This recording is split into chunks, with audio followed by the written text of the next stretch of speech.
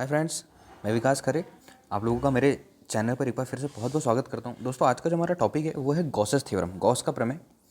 उसको पूरा प्रूफ करेंगे हम, देन साथ ही याद भी करके छोड़ेंगे इस वीडियो में ही, ताकि हमको पूरा अच्छे से समझ में आ जाए और याद हो जाए। लेकिन गॉस के प्रमेय के लिए बेसिक चीज़ें, बेसिक डेफिनेशंस जो हमको पता होनी चाहिए वो यहाँ पर मैं क्लियर कर देता हूँ। देन उसके बाद हम गॉस का प्रमेय पढ़ेंगे। बेस हमारा मजबूत होना चाहिए ताकि हर एक वर्ड का मीनिंग, उससे रिलेटेड सारी कंडीशन, सब कुछ हम हमारे समझ में आ जाए। देन उसके बाद हम किसी डेरिवेशन पर पहुँचे तो हमारे लिए बहुत अच्छा होगा और हमको हर एक चीज़ बहुत बढ़िया से क्लियर हो जाए। तो फिजिक्स का टॉपिक है, यूनिट फर्स्ट हमारी चल रही है।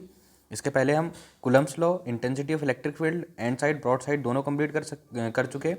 अक्षीय निरक्षीय स्थिति दोनों कंप्लीट कर चुके। यहाँ पर हम गॉस का थ्योरम देखेंगे, बहुत इंपॉर्टेंट है। बाकी डेफिनेशन मैंने यहाँ पर लिख दी है, मेरे को सिर्फ समझाना है। विद डायग्राम मैं आपको बताता हूँ, देखिए फटाफट से। सबसे पहले हमको पता होना चाहिए विद्युत क्षेत्र रेखाएं क्या है। विद्युत क्षेत्र रेखाएं क्या है? तो विद्युत क्षेत्र रेखाएं के लिए हमने इलेक्ट्रिक फील्ड पढ़ी है, हमने उसके साथ विद्युत क्षेत्र पढ़ा है और फोर्स कैसे लगता है ये भी हमने पढ़ा है। अब ये विद्युत क्षेत्र देखिए क्या है। विद्युत क्षेत्र रेखा विद्युत क्षेत्र में खींचा गया हुआ काल्पनिक वक्र है, जिसके किसी भी बिंदु पर खींची गई स्पर्श रेखा उस बिंदु पर विद्युत क्षेत्र की दिशा प्रदर्शित करती है। जो भी हमारा विद्युत क्षेत्र होता है उसके अंदर जो भी फोर्स लगता है तो वो किससे बनता है? विद्युत क्षेत्र रेखाओं से बनता है, इलेक्ट्रिक फील्ड लाइन से बनती है, जो इमेजिनरी होती है, काल्पनिक वक्र होता है, दिखाई नहीं देता है, सिर्फ उसको हम फाइंड कर सकते हैं, महसूस कर सकते हैं। जैसे कि हमने क्या किया कि हमारे पास ये चुंबक रखा हुआ है और एक चुंबक ये रखा हुआ है, दोनों के बीच में जो फोर्स लग रहा हुआ है वो एक लाइंस के अकॉर्डिंग लग रहा है। फोर्स जो लग रहा है ना, वो दोनों एक लाइंस के अकॉर्डिंग लग रहा है, फील हो रहा है वहाँ पर। फोर्स कितना लग रहा है ये हमको कूलम ने बताया, इंटेंसिटी कितनी है ये हमने अक्षीय निरक्षीय स्थिति में देखा है। अब यहाँ पर हमको बेसिक चीज़ ये पता होना चाहिए कि विद्युत क्षेत्र रेखा क्या है, इलेक्ट्रिक फील्ड लाइन क्या है। बट मैंने आपको समझाया चुंबकीय क्षेत्र रेखाओं से कि कंडीशन समझ में आ जाए हमारे को। तो देखिए डेफिनेशन है इसकी, विद्युत क्षेत्र रेखा है विद्युत क्षेत्र में खींचा गया हुआ काल्पनिक वक्र है, जिसके किसी भी बिंदु पर खींची गई स्पर्श रेखा उस बिंदु पर विद्युत क्षेत्र की दिशा प्रदर्शित करती है। सिर्फ हमको इतना पता करना है कि विद्युत क्षेत्र रेखा क्या करती है, डायरेक्शन बताती है उसका विद्युत क्षेत्र का। अब देखिए यहाँ पर इंग्लिश में भी मैंने लिख दिया है, the electric field line is a smooth curve in an electric field, the tangent drawn at any point of which gives the direction of electric field at that point. उस पॉइंट पर हमें सिर्फ डायरेक्शन बताएगी, विद्युत क्षेत्र की दिशा। ठीक है, विद्युत क्षेत्र की दिशा पर बताएगी। ठीक है, अब एक और चीज़, ये इंपॉर्टेंट पॉइंट है, ये हमको याद रखना कि विद्युत क्षेत्र रेखाएं धन आवेश से उत्पन्न होती है और ऋण आवेश पर समाप्त हो जाती है। समाप्त कहाँ पर होती है? ऋण आवेश पर। उत्पन्न कहाँ से होती है? धन आवेश पर। The electric field line originate at the positive charge and terminate at the negative charge. Important topic है, थ्योरी है, इसलिए यहाँ पर मैंने क्लियर कर दी। मैं इसका डायग्राम बताता हूँ, डायग्राम से बहुत अच्छे से क्लियर कीजिएगा। डेफिनेशन याद करना है, दैन इसके बाद गॉसेस थ्योरम बहुत ईजी है, आराम से सारी चीज़ें बन जाएगी। चूँकि इसके पहले वाले वीडियो आप कंप्लीट कीजिए पहले, उसमें आपको इंटेंसिटी ऑफ इलेक्ट्रिक फील्ड समझ में आ जाएगी, इलेक्ट्रिक फील्ड समझ में आ जाएगा, फोर्स समझ में आ जाएगा, तो विद्युत क्षेत्र रेखा है और अच्छे से क्लियर हो जाएगा। यहाँ पर इसका डायग्राम देखते हैं और फिर डायग्राम के बाद हम देखेंगे विद्युत फ्लक्स, इलेक्ट्रिक फ्लक्स, जो और इंपॉर्टेंट हो जाता है, जो गॉसेस थ्योरम हमको बताता है। मेन टॉपिक जो है विद्युत फ्लक्स का, इलेक्ट्रिक फील्ड का, गॉसेस थ्योरम सिर्फ यही बताता है कि इलेक्ट्रिक फील्ड कितना होता है किसी क्लोज सरफेस में, किसी बंद पृष्ठ पर विद्युत फ्लक्स क्या होता है। बट विद्युत फ्लक्स समझने से पहले हमने विद्युत क्षेत्र रेखाएं कंप्लीट कर लिए, इलेक्ट्रिक फील्ड कंप्लीट कर लिए। इसका मैं डायग्राम बताता हूँ, देन इसके बाद हम विद्युत फ्लक्स पर आते हैं। देखिए दोस्तों, ये डायग्राम बना हुआ विद्युत क्षेत्र रेखाओं का, विद्युत क्षेत्र रेखाएं क्या है हमने क्लियर कर ली। अब देखो पॉजिटिव, हमने क्या बताया कि जो विद्युत क्षेत्र रेखा है वो कहाँ से निकलती? पॉजिटिव चार्ज से निकलती। तो इस कंडीशन से देखिए, पॉजिटिव चार्ज है तो वहाँ से फील्ड लाइंस निकलेगी, ऋणावेश है, नेगेटिव चार्ज है तो यहाँ पर फील्ड लाइंस इसके अंदर अंदर चली जाएगी। कंप्लीट हो गया। दो विजातीय आवेश, मतलब कि अगर हमारे पास दो अलग अलग आवेश होंगे, एक पॉजिटिव नेगेटिव, तो देखिए प्लस से निकलेगी इस डायरेक्शन से, प्लस से, और किस में जाएगी? ऋण से। तो ये इमेजिनरी कर्व बनेगा इन दोनों चार्जेस के बीच में। इमेजिनरी कर्व है, सिर्फ एक काल्पनिक वक्र है। दो बराबर सजातीय आवेश, मतलब कि अगर दो पॉजिटिव चार्ज है, हमको मालूम है कि दो धनात्मक आवेश एक दूसरे को प्रतिकर्षित करते हैं, तो जो फील्ड लाइन है ना वो भी क्या हो जाएगी? एक दूसरे से दूर जाएगी इस कंडीशन में, क्योंकि प्लस से निकल रही है तो इस कंडीशन में ऐसी दूर जाएगी। इसको आपको बहुत अच्छे से देखना है ताकि आपको विद्युत क्षेत्र रेखा, इलेक्ट्रिक फील्ड लाइंस क्लियर हो जाए। देखिए दोनों पॉजिटिव चार्जेस है, दोनों पॉजिटिव चार्ज Q1 Q2, ठीक है, इसके बीच में पॉइंट P हमने कंसीडर किया है। अब दोनों समान आवेश है, दोनों समान आवेश है, लेकिन देखिए फील्ड लाइन कैसी जा रही है? फील्ड लाइन कैसे जा रही है? दो सजातीय आवेश एक दूसरे को प्रतिकर्षित करते हैं, हमको पता है। दो विजातीय, unlike charge attract each other, like charge repel each other. तो फील्ड लाइंस भी उसी के अकॉर्डिंग यहाँ पर कंप्लीट होगी। ये फील्ड लाइंस थी। देन इसके बाद हम देखेंगे विद्युत फ्लक्स और उसके डायग्राम को भी कंप्लीट करेंगे, तो हमको बाकी चीज़ें और अच्छे से क्लियर हो जाएगी। विद्युत फ्लक्स, इलेक्ट्रिक फ्लक्स देखिए, विद्युत क्षेत्र में स्थित किसी पृष्ठ से अभिलंबवत दिशा में गुजरने वाली कुल विद्युत क्षेत्र रेखाओं की संख्या। सीधी सी बात करें तो कुल विद्युत क्षेत्र रेखाओं का जो नंबर आएगा, इलेक्ट्रिक फील्ड का जो नंबर आएगा, वो हमको विद्युत फ्लक्स कहलाएगा, वो विद्युत फ्लक्स से संबंधित होगा। इसे फाई से प्रदर्शित करते हैं। विद्युत फ्लक्स एक अदिश राशि है। विद्युत फ्लक्स अदिश राशि है, एक बार फिर से क्लियर कीजिए। विद्युत फ्लक्स, इलेक्ट्रिक फ्लक्स क्या है? विद्युत क्षेत्र में स्थित किसी पृष्ठ से अभिलंबवत दिशा में गुजरने वाली कुल विद्युत क्षेत्र रेखाओं की संख्या को उस पृष्ठ से संबद्ध विद्युत फ्लक्स कहते हैं। इसे अक्षर फाई से प्रदर्शित करते हैं। और विद्युत फ्लक्स एक अदिश राशि, ये हमको ऑब्जेक्टिव में काम में आएगा। इंग्लिश में देख लेते हैं, छोटा सा टॉपिक है, सिर्फ नंबर ऑफ फील्ड लाइन, ये क्या कहलाएगा? इलेक्ट्रिक फ्लक्स कहलाएगा। The total number of electric field lines passing normally through a surface in an electric field is called the electric flux. Linked with that surface, it is denoted by letter phi. ये phi से denote होता है। Electric flux is a scalar quantity. Electric flux एक scalar quantity है। तो I hope दोस्तों समझ में आया होगा। विद्युत फ्लक्स वे डायग्राम समझते हैं, डायग्राम से क्लियर करते हैं, देन इसके बाद हम गॉसेस थ्योरम पर आते हैं। ये इंपॉर्टेंट है, विद्युत फ्लक्स इंपॉर्टेंट है और विद्युत क्षेत्र रेखा बहुत इंपॉर्टेंट है। इलेक्ट्रिक फील्ड लाइन और इलेक्ट्रिक फ्लक्स ये हमारे लिए इंपॉर्टेंट है। देखिए यहाँ पर नेगेटिव इलेक्ट्रिक फ्लक्स यहाँ पर बताया है, minus Q charges, minus Q में ये आती है, ठीक है। तो ये नंबर ऑफ फील्ड लाइंस हो गई, नंबर ऑफ फील्ड लाइंस। यहाँ पर प्लस S2 एक और सरफेस लिया हुआ है, प्लस क्यू है। और देखिए प्लस से ये बनता है, जो फील्ड लाइन्स है ना प्लस से बनती है, तो नंबर ऑफ फील्ड लाइन्स हो गई। और एक पॉजिटिव नेगेटिव से ये नंबर ऑफ फील्ड लाइन्स हो गई इस सरफेस के अंदर, ठीक है। तो नंबर ऑफ फील्ड लाइन्स क्या कहलाएगी? Electric flux. विद्युत क्षेत्र रेखाओं की संख्या, विद्युत क्षेत्र रेखाओं की संख्या विद्युत फ्लक्स कहलाएगा। ये आपको बहुत अच्छे से देखना, और ये इसके डायग्राम है, इसको आप नोट कीजिए, स्क्रीनशॉट लेकर लिखिए। देन अब हम आते हैं गॉस थ्योरम, बहुत इंपॉर्टेंट है हमारे लिए। हर एक चीज़ें जो मैंने अभी तक बताई वो उसमें हमको यूज़ होने वाली है। देखिए दोस्तों, गॉस का नियम, गॉस के नियम के अनुसार वायु या निर्वात में किसी विद्युत क्षेत्र में स्थित किसी भी आकार के बंद पृष्ठ से होकर अभिलंबवत गुजरने वाली विद्युत क्षेत्र रेखाओं की संपूर्ण संख्या अर्थात विद्युत फ्लक्स पृष्ठ के अंदर उपस्थित कुल आवेश का 1/ε0 गुना होता है। सबसे पहले सबसे छोटी सी चीज़ आपको याद रखना है कि गॉस प्रमेय है क्या, बताता क्या है गॉस प्रमेय? गॉस प्रमेय ये बताता है कि उसका विद्युत फ्लक्स कितना है किसी क्लोज सरफेस में, किसी बंद पृष्ठ पर उसका विद्युत फ्लक्स कितना है। विद्युत फ्लक्स क्या है? विद्युत क्षेत्र रेखाओं की संख्या। विद्युत क्षेत्र रेखा क्या है? एक इमेजिनरी कर्व है, एक काल्पनिक वक्र है, जो पॉजिटिव नेगेटिव चार्जेस से पता चलता है। पॉजिटिव चार्ज से विद्युत क्षेत्र रेखाएं निकलती है, नेगेटिव चार्ज में विद्युत क्षेत्र रेखाएं समाहित हो जाती है, चली जाती है, ठीक है। तो गॉस प्रमेय क्या बोलता है, यहीं पर याद रखना है। गॉस के प्रमेय के अनुसार या गॉस के नियम के अनुसार वायु या निर्वात में किसी विद्युत क्षेत्र में स्थित किसी भी आकार के बंद पृष्ठ से होकर अभिलंबवत गुजरने वाली विद्युत क्षेत्र रेखाओं की संपूर्ण संख्या पृष्ठ के अंदर उपस्थित कुल आवेश का 1/ε0 गुना होता है। मतलब कि वो ये बता रहा है कि विद्युत फ्लक्स कितना होता है क्लोज सरफेस पर, कितना होता है, जो टोटल चार्ज होगा उसके अंदर उसका 1/ε0 गुना। इसके पहले वाले वीडियो पर जाकर एक बार फिर चेक कीजिए, एप्सिलॉन की वैल्यू समझ में आएगी, चार्ज क्या है वो समझ में आएगा।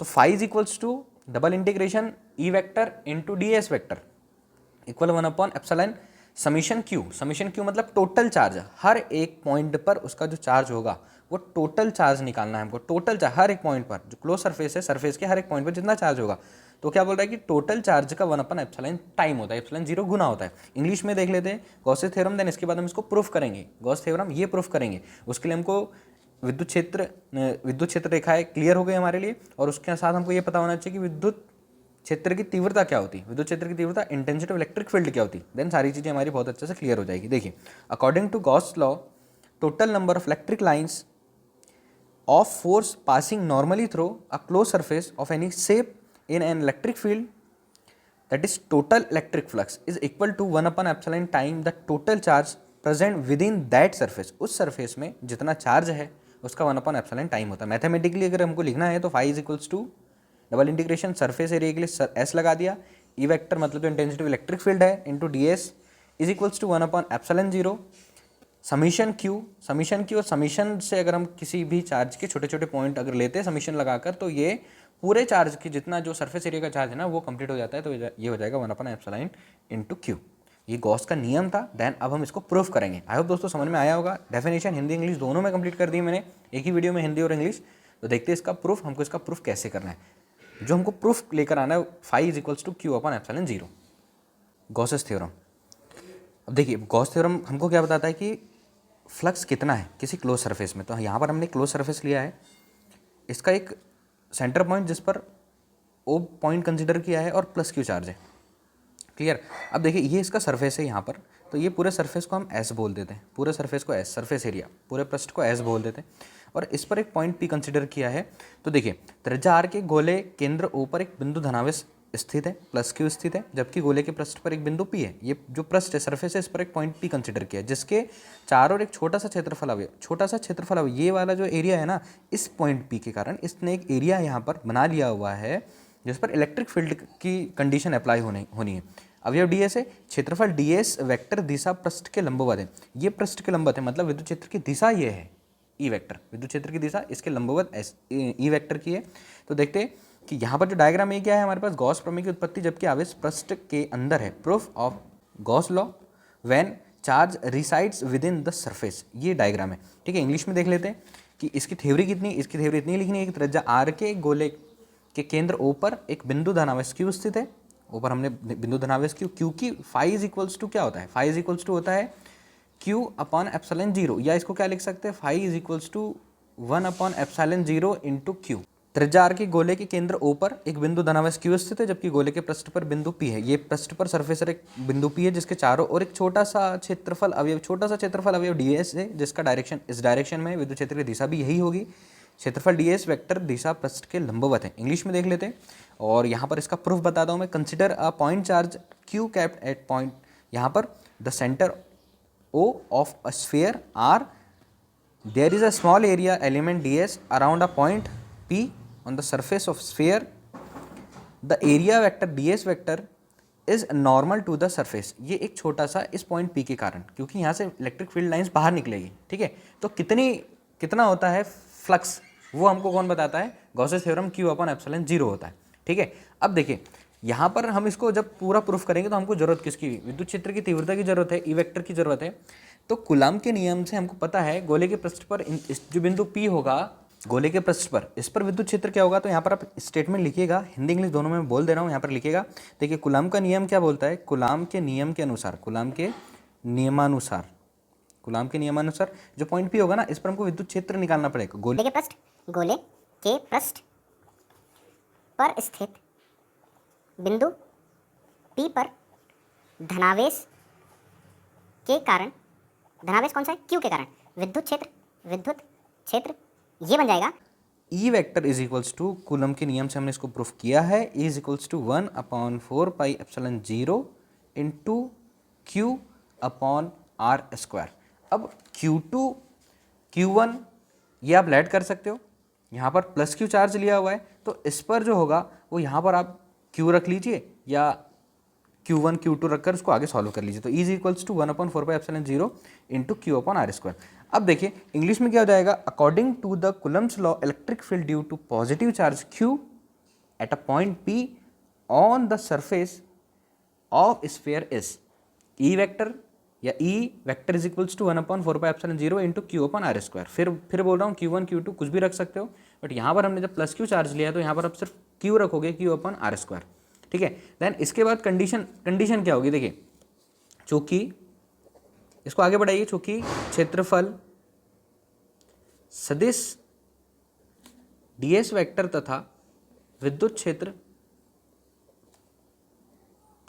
E एक ही दिशा में है, ये वाला जो मैं आपको पहले ही क्लियर कर चुका हूं, सिर्फ हम इसका प्रूफ कर रहे हैं, ये दोनों एक ही डायरेक्शन में, E वेक्टर और ds वेक्टर एक ही दिशा में है, अतः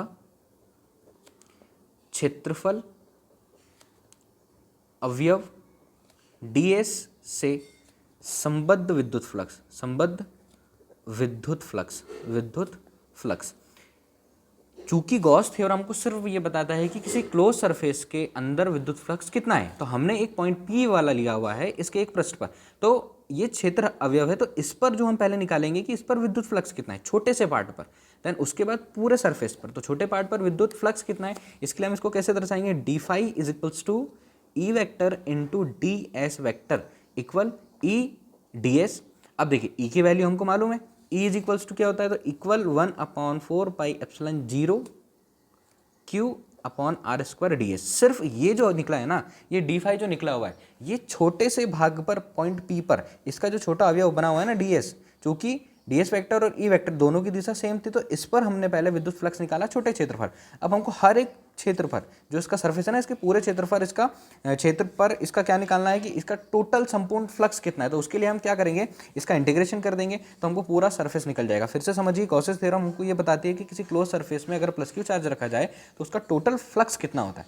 तो हमने यहाँ पर प्लस क्यू चार्ज लिया, एक क्लोज सरफेस लिया है जिसकी रेडियस r है, इसके सरफेस पर एक पॉइंट P है जिसका क्षेत्र अवयव, इसका क्षेत्रफल इस, दोस्तों यहाँ पर इंग्लिश में आप लिखिएगा फटाफट से, since the area vector ds vector and the electric field E are in same direction. फिर से बोल रहा हूँ, फिर से सुनिए, since the area vector ds vector and the electric field E vector are in same direction, the electric flux linked with the area element will be d phi is equals to E vector into ds vector equal E ds is equals to 1 upon 4 pi epsilon 0 q upon r square और ds। अब हम क्या करने वाले, जो हमको जो पूरा क्षेत्र चाहिए ना उसकी बात करेंगे। पूरे क्षेत्र से मतलब कि अगर अब संपूर्ण गोले की बात करें, पूरा यहाँ पर मैं लिख दे रहा हूँ, अब गोले के संपूर्ण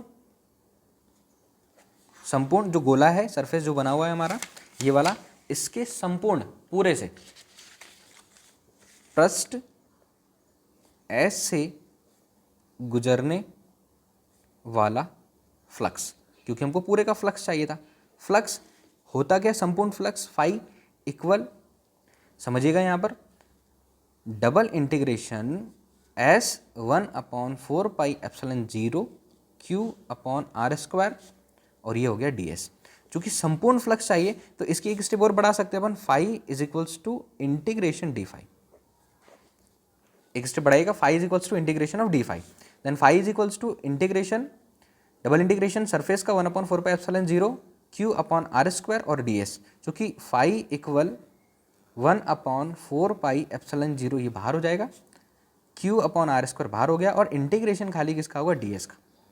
क्लियर, इंटीग्रेशन ds का, phi is equals to 1 upon 4 pi epsilon 0 q upon R square.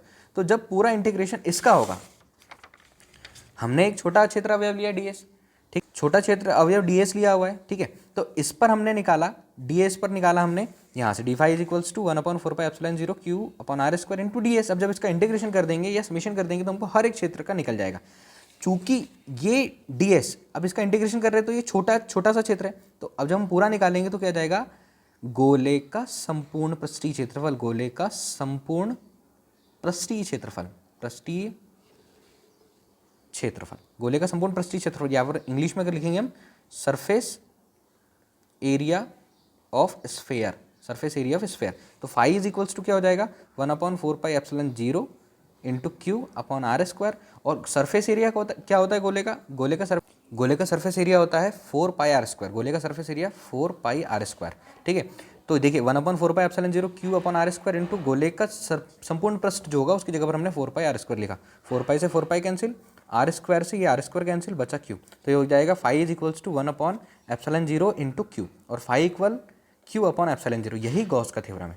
English में कंप्लीट कीजिए, यहाँ पर क्या लिखा है, अब गोले के संपूर्ण पृष्ठ S से गुजरने वाला फ्लक्स, इंग्लिश में क्या हो जाएगा, the total electric flux through the whole surface S is, total electric flux through the whole surface S is.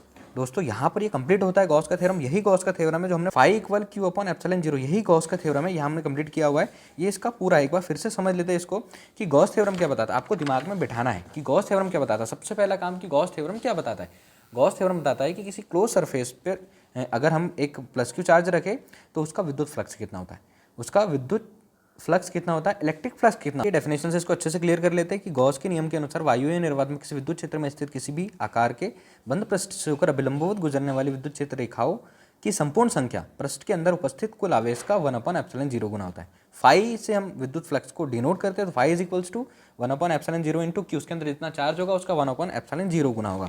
ये इंग्लिश में मैंने इसकी डेफिनेशन लिख दी है, बहुत ईजी है।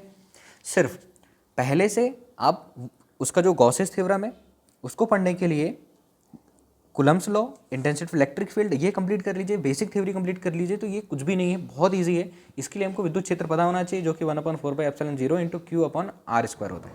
क्लियर। अब हमने छोटे से पृष्ठ के लिए विद्युत फ्लक्स निकाला, डी फाई, छोटे पृष्ठ लिए उसके लिए क्या लिख लिया, डी फाई लिया।